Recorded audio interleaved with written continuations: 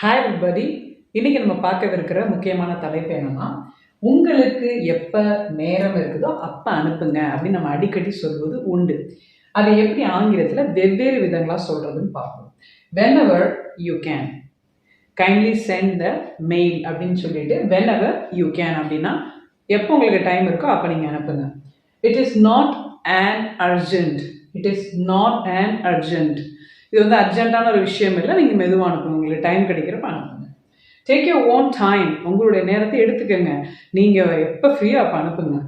At your convenience, நீங்கள் எப்போ ரொம்ப கம்ஃபர்டபுளாக, கன்வீனியன்ஸ்னால் ஒரு தகுதியான ஒரு நேரம் உங்களுக்கு கிடைக்குதோ அப்போ நீங்கள் பண்ணுங்கள். அடுத்து அட் யுவர் லெஷர்னாலும் உங்களுக்கு ஃப்ரீ டைம், அதாவது சும்மா இருக்கிற நேரம், அந்த நேரத்தில் அனுப்புங்கன்னு அர்த்தம். அடுத்து there is no hurry, ரொம்ப வேகமாக அனுப்பாதீங்க, மெதுவாக ஆறாமற நீங்கள் எங்களுக்கு இந்த மெயில் அனுப்பிச்சுடலாம் அப்படின்னு சொல்லலாம். இந்த மாதிரி நீங்கள் நிறைய தகவல்கள் உங்களுக்கு கிடைக்கணும், நீங்களும் சீக்கிரமாக இங்கிலீஷில் பேசணும் அப்படின்னா நம்ம பாசிபிள் இங்கிலீஷ் ஆன்லைன் கோர்ஸில் சேருங்க. சீக்கிரமாக ஆங்கிலத்தில் பேசுங்க.